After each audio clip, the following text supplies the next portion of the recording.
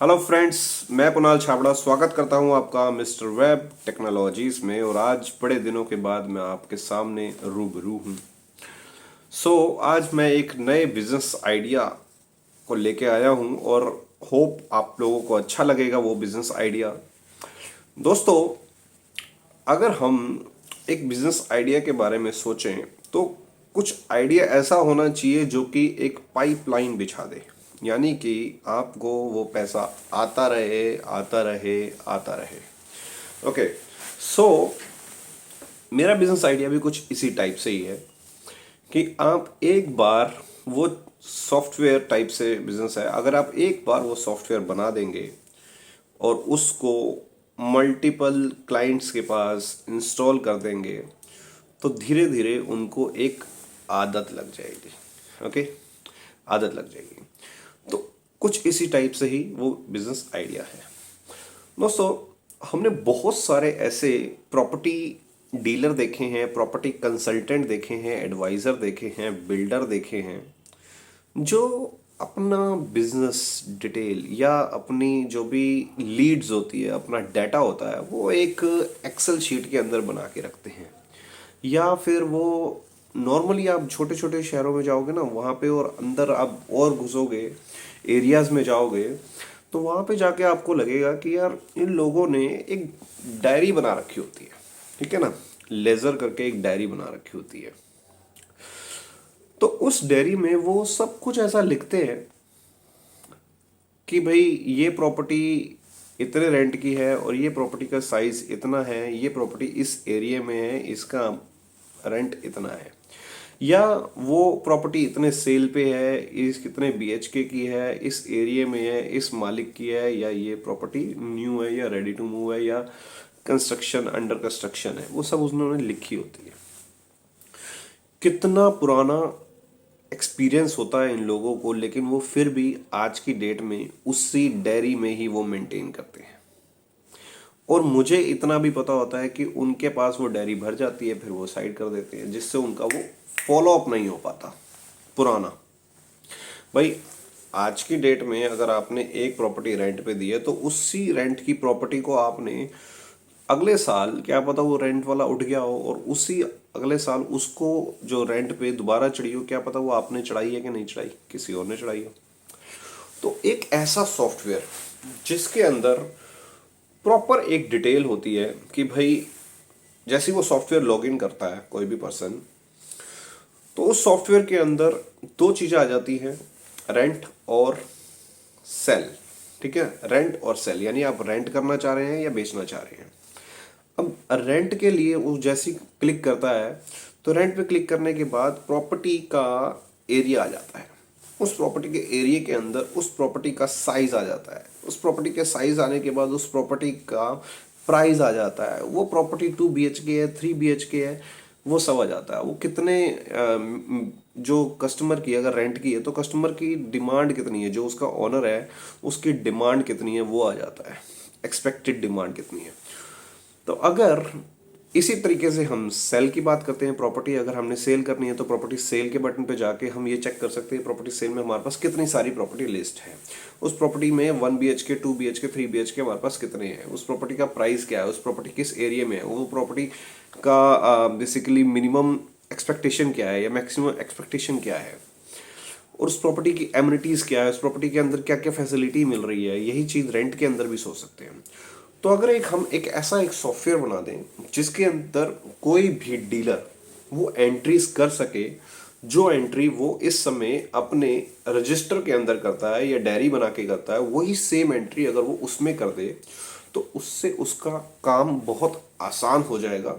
और आसान इसलिए हो जाएगा कि वो एक क्लिक में, अगर उसे पता है कि भाई मैं दिल्ली जैसे शहर में रह रहा हूँ और दिल्ली के पश्चिम विहार शहर में रह रहा हूँ, और पश्चिम विहार में अगर एक जगह है, उस जगह को वो डालेगा या पश्चिम विहार ही डालेगा तो पश्चिम विहार के अंदर वो सारी प्रॉपर्टी आ जाएगी, अगर वो 1 BHK लिखेगा तो। मैं 1 BHK लाना तो पश्चिम विहार की रेंट की सारी प्रॉपर्टी आ गई 1 BHK में।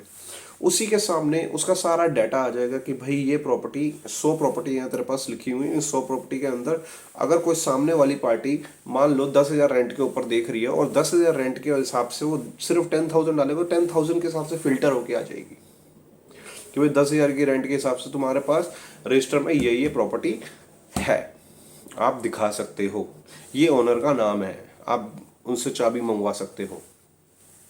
इसी तरीके से वो और एरिया भी कर सकता है। सपोज अगर वो विकासपुरी के अंदर कर रहा है, विकासपुरी है, विकासपुरी के अंदर ए ब्लॉक है, बी ब्लॉक है या जी ब्लॉक है, तो उसके अंदर वो अगर ए ब्लॉक डालता है तो ए ब्लॉक की विकासपुरी ए ब्लॉक 1 BHK 10,000 के अंदर वो सारा अगर वो लिखेगा उसमें सेलेक्ट करेगा तो उसकी वही प्रॉपर्टी आ जाएगी जो कि 10,000 में होगी और ए ब्लॉक के अंदर होगी और विकासपुरी के अंदर होगी मान लो, और 1 BHK होगी या 2 BHK होगी, जो भी वो डालेगा तो वो फिल्टर होके आ जाएगी। अब 150, 500, 1,000 प्रॉपर्टी के अंदर मात्र करके 20 प्रॉपर्टी निकल के आ जाती है, जैसे कि मैजिक ब्रिक कर रहा है, जैसे कि हाउसिंग कर रहा है, जैसे कि 99 एकड़ कर रहा है। यही एग्जैक्ट सॉफ्टवेयर के थ्रू डीलर्स नहीं कर रहे। तो अगर आप एक ऐसा सॉफ्टवेयर बना दे जिसकी कॉस्टिंग एटलीस्ट, मुझे नहीं लगता कि ये कॉस्टिंग शायद 55-60 हज़ार रुपये से भी ऊपर जाएगी, लेकिन ये मल्टीपल लोकेशन पे अगर इंस्टॉल कर दिया जाए, यानी कि मल्टीपल डीलर्स के पास इंस्टॉल कर दिया जाए, तो सोचो आपके पास कितना बिजनेस आएगा। एक डीलर को अगर आपने लगाया तो आपको ये भी पता है कि वो डीलर अपने एरिया के कम से कम नाना करते करते 50 डीलर्स के साथ कांटेक्ट में होता है।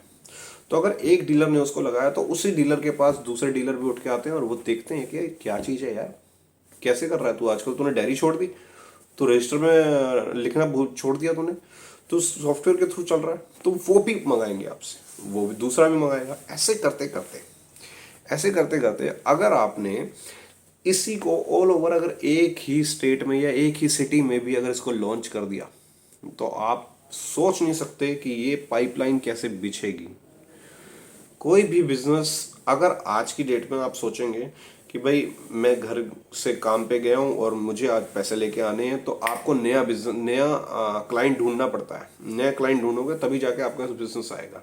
लेकिन अगर आप सो रहे हो, आप कोई काम नहीं कर रहे हो, आप चुपचाप बैठे हो और आपके पास इनकम आ रही है, तो इसका मतलब ये है कि शायद आपने वो पाइपलाइन जनरेट कर दी है कि आपके पास वो पैसा आता जाए आता जाए आता जाए। जैसे अंबानी ने एक पाइपलाइन बिछा दी जियो की, अब उसके पास पैसा आता जा रहा है आता जा रहा है।